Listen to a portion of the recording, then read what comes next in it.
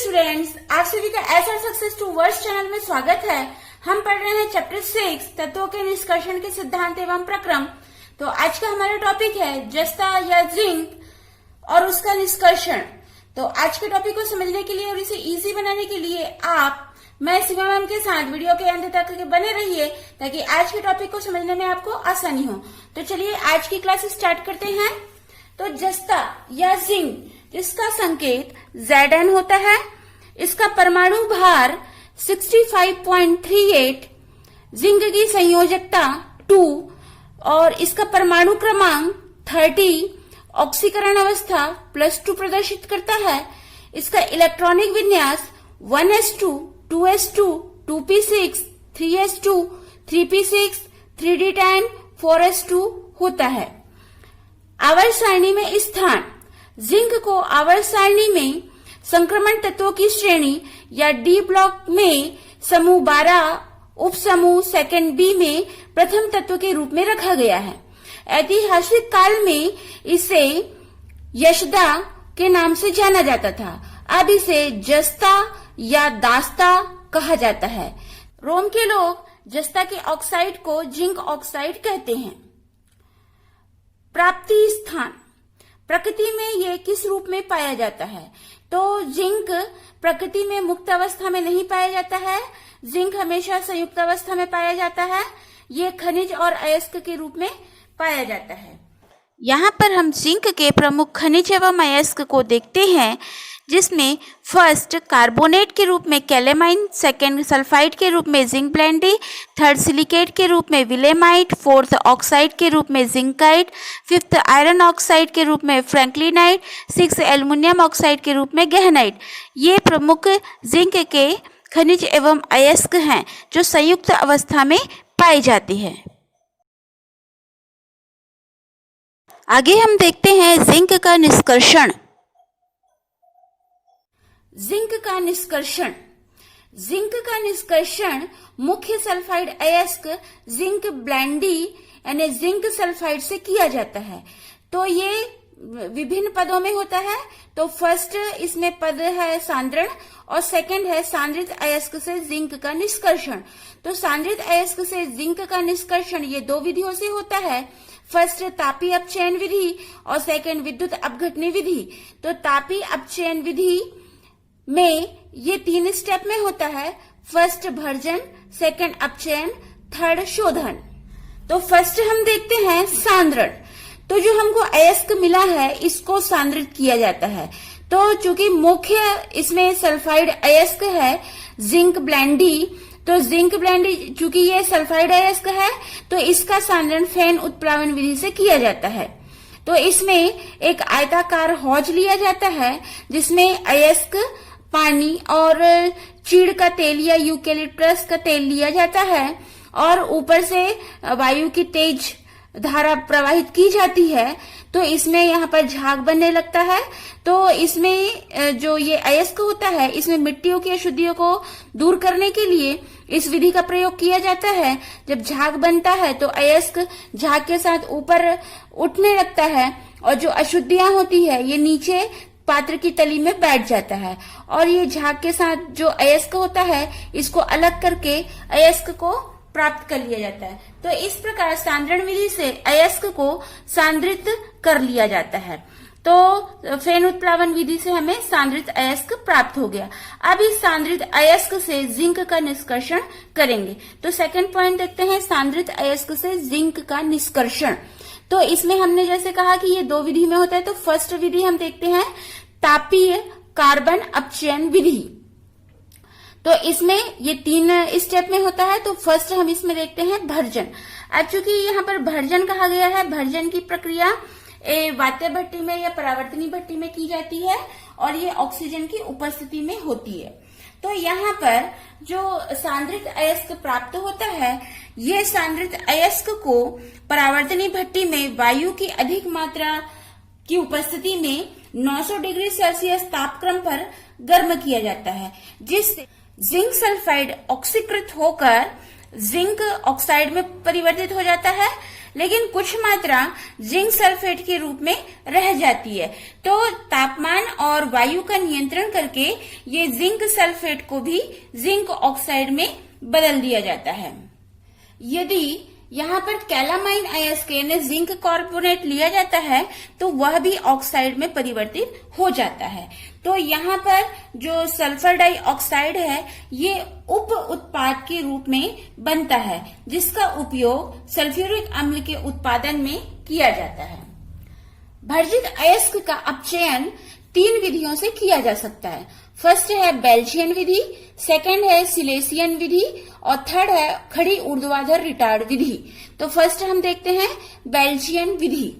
तो यह जैसे हमको चित्र में प्रदर्शित है, यह एक विशेष प्रकार की भट्टी होती है जिसमें बोतल आकार के रिटार्ड लगे होते हैं जो पक्की मिट्टी का बना होता है और इस रिटार्ड से संघनित्र जुड़ा रहता है। ये संघनित्र से लोहे का बना पात्र जिसको प्रोलॉग कहते हैं ये जुड़ा हुआ होता है। तो यह कार्य कैसे करता है इसको हम देखते हैं। तो यहाँ पर अब जो हमको भर्जन से प्राप्त जो भर्जित अयस्क है यानी जिंक ऑक्साइड है, इसको लेकर के और इसमें आधा भाग कार्बन या फिर एंथ्रासाइड मिला करके इसको रिटार्ड में भर लेते हैं और भट्टी का तापक्रम को 1420 डिग्री सेल्सियस से 1450 डिग्री सेल्सियस तक रखा जाता है। तो यहाँ पर जो जिंक ऑक्साइड है इसका अपचयन जिंक धातु में हो जाता है, यानी कि यहाँ पर अब हमको अशुद्ध जिंक प्राप्त हो गया और यहाँ पर कुछ कार्बन मोनोऑक्साइड गैस निकलती है। तो जो संघनित्र होता है, यहाँ पर ये जो संघनित्र है, यहाँ पर इसके मुंह पर पहले कार्बन मोनोऑक्साइड और फिर उसके बाद जस्ते की कुछ वाष्प हरी लौ के साथ जलने लगती है। इस प्रकार जो जस्ता प्राप्त होता है तो उचित जस्ते को ये संघनित्र में एकत्रित कर लिया जाता है और जो जस्ता चूर्ण के रूप में रहता है ये लोहे के पात्र यानी कि प्रोलॉग में इकट्ठा होता रहता है। तो इस प्रकार से जो अशुद्ध जिंक प्राप्त होता है उसको जिंक स्पेल्टर कहते हैं। तो यहाँ पर ये बेल्जियन विधि से अशुद्ध जिंक की प्राप्ति होती है। सेकंड देखते हैं सिलेशियन विधि। तो इस विधि में जैसा चित्र में प्रदर्शित है, यहाँ पर जो बोतल आकार के रिटार्ड के स्थान पर डी आकार के रिटार्ड को काम में लाते हैं।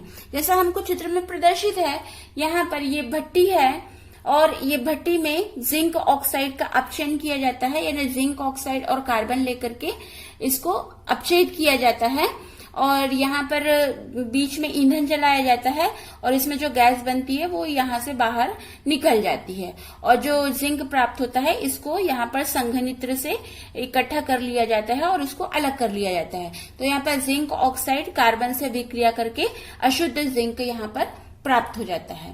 थर्ड देखते हैं खड़ी ऊर्ध्वाधर रिटार्ड विधि। ये जो हमको चित्र प्रदर्शित है ये खड़ी ऊर्ध्वाधर रिटार्ड का चित्र है। ये जो खड़ी रिटार्ड है ये 25 फीट ऊंची रहती है। इसमें जो भर्जित अयस्क और कोक इसको छोटे छोटे गोले बना करके इसमें भर दिया जाता है और ये जो रिटार्ड होती है ये सिलिकॉन कार्बाइड के ईंटों से बनी होती है जो हाई टेम्परेचर को सहन करने की शक्ति रखती है। तो इसमें जो रिटार्ड के चारों ओर ये जैकेट लगा होता है, इस जैकेट में प्रोड्यूसर गैस यानी कार्बन मोनोऑक्साइड प्लस नाइट्रोजन, ये इसको प्रोड्यूसर गैस कहा जाता है। तो ये प्रोड्यूसर गैस को जलाई जाती है। यहाँ पर इस रिटार्ड का तापमान को 1400 डिग्री सेल्सियस तक कर दिया जाता है। यहाँ पर जिंक ऑक्साइड से जब जिंक ऑक्साइड का कार्बन के साथ मिल करके जब इसको भर दिया जाता है और इसमें प्रोसेस होती है तो जिंक ऑक्साइड से अशुद्ध जिंक प्राप्त होता है। तो ये जो अशुद्ध जिंक है ये वाष्प के रूप में उड़ता है। जो जिंक की वाष्प प्राप्त होती है इसको संघनित्र में प्रवाहित करके ठंडा कर लेते हैं और इस क्रिया में जो कार्बन मोनोऑक्साइड गैस बनती है वो रिटार्ड के चारों ओर जैकेट में ईंधन गैस के रूप में जलाई जाती है और जो भर्जित अयस्क को रिटार्ड में डालते रहना पड़ता है क्योंकि यहाँ पर ये जब ये प्रोसेस होती है, जब जिंक वाष्प के रूप में उड़ता है और कार्बन मोनोऑक्साइड गैस बनती है, तो इसमें ये जो भर्जित अयस्क और जो कोक है, इसको गोले गोले बना करके डाला गया है, ये धीरे धीरे समाप्त हो जाता है। तो इसमें बार बार भर्जित अयस्क और कोक मिला करके गोले बना करके डालते रहते हैं। इसमें से राख जो बनती है वो स्वतः ही अपने आप ही नीचे की तरफ से बाहर निकलने लगती है, और इस प्रकार से जो संघनित्र में इसको वाष्प को ठंडा करके एकत्रित कर लिया जाता है और अशुद्ध जिंक प्राप्त हो जाता है, और जो व्यर्थ गैसें होती है वो बाहर निकल जाती है, और ये प्रोसेस जो है निरंतर चलते रहती है। तो इस प्रकार से यहाँ पर हमने देखा कि पहले जो अयस्क होता है उसका फेन उत्प्लावन विधि से सांद्रण किया जाता है, फिर उस सांद्रित अयस्क का भर्जन किया जाता है। यदि हम तापीय अपचयन विधि का प्रयोग कर रहे हैं तो पहले भर्जन किया जाता है, फिर भर्जित अयस्क का इन 3 विधियों से, बेल्चियन विधि, सिलेसियन विधि और खड़ी ऊर्ध्वाधर रिटार्ड विधि से अपचयन किया जाता है, जिससे अशुद्ध जिंक की प्राप्ति होती है। यहाँ पर हमने जिंक के निष्कर्षण में देखा कि अयस्क जो होता है उसका फेन उत्प्लावन विधि से सांद्रण किया जाता है, और जो सांद्रित अयस्क होता है इसमें जिंक का निष्कर्षण 2 विधियों से करते हैं। तो फर्स्ट हमने देखा तापीय अपचयन विधि या कार्बन अपचयन विधि, जिसमें ये 3 स्टेप में कंप्लीट होता है, भर्जन, अपचयन और शोधन। तो यहाँ पर जो सांद्रित अयस्क होता है उसका भर्जन किया जाता है, इससे हमको भर्जित अयस्क मिलता है। इस भर्जित अयस्क का इन 3 विधियों से अपचयन किया जाता है, जहां से हमको अशुद्ध जिंक प्राप्त होता है। अब इस अशुद्ध जिंक का शोधन करना है। तो शोधन, जो अशुद्ध जिंक हमको अपचयन करने के बाद में जो अशुद्ध जिंक प्राप्त हुआ है, इस अशुद्ध जिंक धातु को स्पेल्टर कहते हैं। इसमें धातु, अधातु जैसे lead, cadmium, iron, arsenic, carbon, इन सब की अशुद्धियां होती है। तो जिंक स्पेल्टर से शुद्ध जिंक 2 विधियों से प्राप्त किया जाता है, फर्स्ट बार बार आश्वन और सेकेंड विद्युत अपघटन शोधन। तो हम फर्स्ट देखते हैं बार बार आश्वन। तो यह विधि अशुद्धियों के क्वथनांक पर आधारित होती है। जिस अशुद्ध तत्व का क्वथनांक कम होता है वह पहले वाष्पित हो जाती है। अब जैसे हमको यहाँ पर जो अशुद्ध जिंक प्राप्त हुआ है, अब इस अशुद्ध जिंक से हमको शुद्ध जिंक प्राप्त करना है। तो हमको अपचयन करके जो अशुद्ध जिंक मिला है उसका हम आश्वन करेंगे। तो उसमें जो भी अशुद्धियां रहेगी, जैसे lead, cadmium, iron, arsenic, carbon और भी अन्य अशुद्धियां होती है, तो ये अपने अपने क्वथनांक पर ये वाष्पित होती है। तो अशुद्ध जस्ते का आश्वन करते हैं तो जिंक और इस तरीके से कम क्वथनांक की धातुएं पहले वाष्प बन जाती है, तो और उसको ठंडा कर लिया जाता है। तो हम अशुद्ध जस्ते से हम शुद्ध जस्ता प्राप्त करना है, तो ये जो है 800 डिग्री सेल्सियस पर गर्म किया जाता है। तो पहले कैडमियम वाष्प बनकर उड़ जाता है और जस्ता रिटार्ड में ही रह जाता है, और इस सिद्धांत से आर्सेनिक को भी दूर किया जाता है। तो इस प्रकार से जो रिटार्ड में जस्ता बच जाता है, ये हमको शुद्ध जस्ते के रूप में प्राप्त हो जाता है। सेकंड देखते हैं विद्युत अपघटन शोधन। तो अति शुद्ध जिंक प्राप्त करने के लिए इस विधि का प्रयोग किया जाता है। तो इसमें जो अशुद्ध जिंक धातु होता है इसको विद्युत विधि द्वारा शोधित किया जाता है। तो इसमें जैसे हमको चित्र प्रदर्शित है, इसमें जिंक सल्फेट का अम्लीय विलयन लिया जाता है और अशुद्ध जिंक का एनोड बनाया जाता है और शुद्ध जिंक का कैथोड तैयार किया जाता है। और इसमें जब विद्युत धारा प्रवाहित की जाती है तो जो शुद्ध जस्ता होता है ये शुद्ध जिंक कैथोड की तरफ एकत्रित होने लगती है। यानी कि जो अशुद्ध, जब विद्युत धारा प्रवाहित करेंगे तो अशुद्ध जिंक से यानी कि एनोड की तरफ से शुद्ध जिंक यानी कैथोड की तरफ में जो शुद्ध जिंक होता है ये गमन करने लगता है और कैथोड पर शुद्ध जिंक जमा होने लगता है, और जो अशुद्धियां होती है वो एनोड में, एनोड के नीचे एनोड कीचड़ के रूप में जमा होने लगता है। इस प्रकार से हम विद्युत अपघटन विधि से शुद्ध जस्ता प्राप्त करते हैं। अब यहाँ पर हमने तापीय अपचयन विधि या कार्बन अपचयन विधि के पूरे स्टेप्स कंप्लीट किए।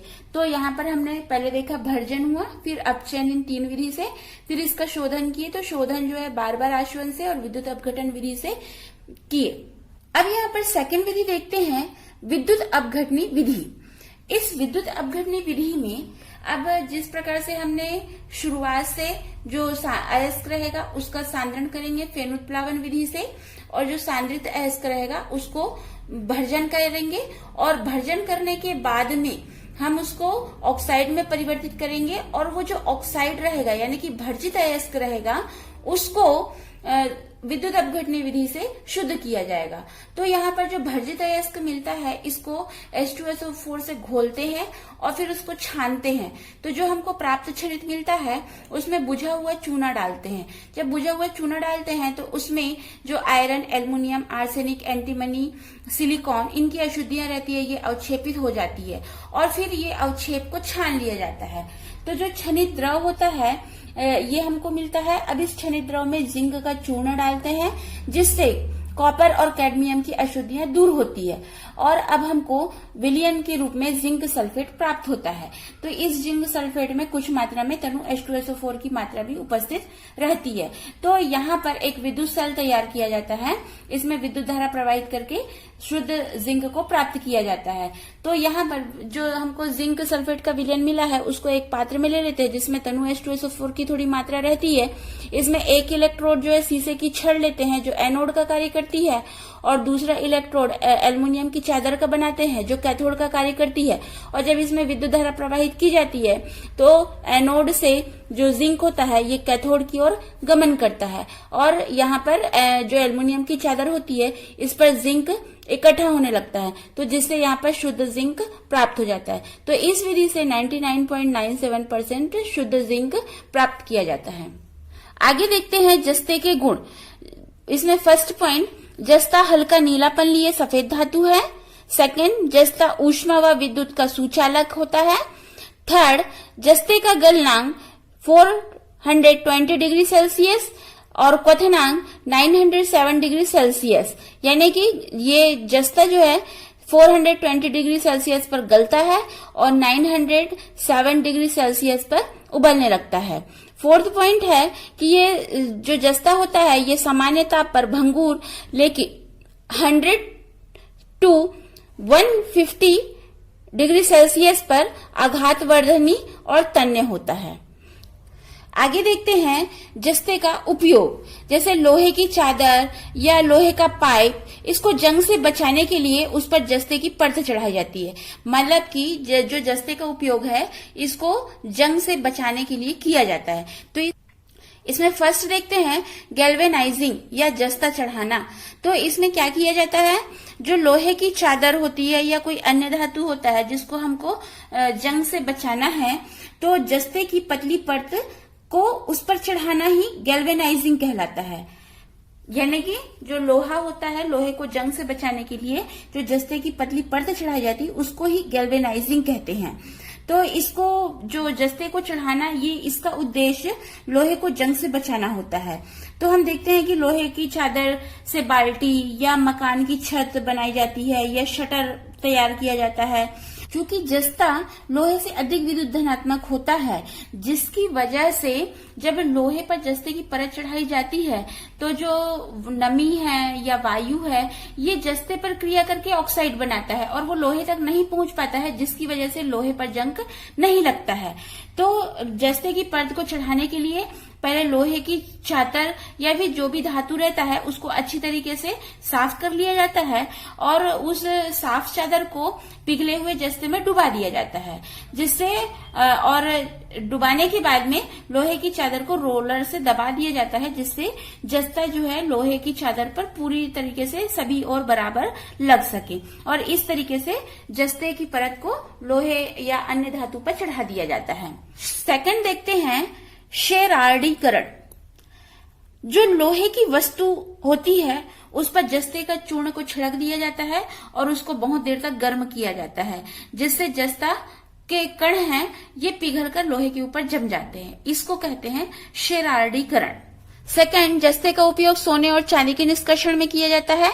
थर्ड, विद्युत सेलों में इलेक्ट्रोड बनाने में किया जाता है। जैसे हम पढ़ते आए हैं विद्युत सेल जो बनाते हैं उसमें इलेक्ट्रोड के रूप में जिंक का प्रयोग किया जाता है। फोर्थ, दानेदार जस्ता बनाने में। ये दानेदार जस्ता किस प्रकार से बनाया जाता है, इसको बनाने के लिए जो पिघला हुआ जस्ता रहता है उसको पानी में डाल देते हैं तो ये दानेदार जस्ते के रूप में बन जाता है। इस दानेदार जस्ते का उपयोग हाइड्रोजन बनाने के लिए किया जाता है। नेक्स्ट फिफ्थ पॉइंट है, जस्ते का उपयोग मिश्र धातु बनाने में किया जाता है। यानी कि हम इसमें मिश्र धातु देखते हैं। फर्स्ट है पीतल, जिसमें कॉपर 60 to 80% और जिंक 20 to 40% होता है। तो पीतल का उपयोग हमने घरों में देखा है, बर्तन हमारे पीतल के रहते हैं, तो इसका उपयोग बर्तन बनाने में, कारतूस बनाने में किया जाता है। सेकेंड मिश्र धातु है जर्मन सिल्वर। इसमें कॉपर 50%, जिंक 25% और निकल 25% होता है। इसका उपयोग बर्तन बनाने में किया जाता है। तो इस प्रकार से हमने आज जस्ते का निष्कर्षण और जस्ते के गुण और जस्ते के उपयोग के बारे में पढ़े। आपको वीडियो पसंद आई तो लाइक कीजिए, शेयर कीजिए और मेरे चैनल को फर्स्ट टाइम वॉच कर रहे हैं तो सब्सक्राइब कीजिए। आपका एक सब्सक्राइब मुझे मोटिवेट करता है कि आगे वीडियो बनाने के लिए, और बेल आइकन को दबाना ना भूलें। और इंस्टाग्राम पर सीमा साहू 179 को फॉलो कीजिए। Thanks for watching this video.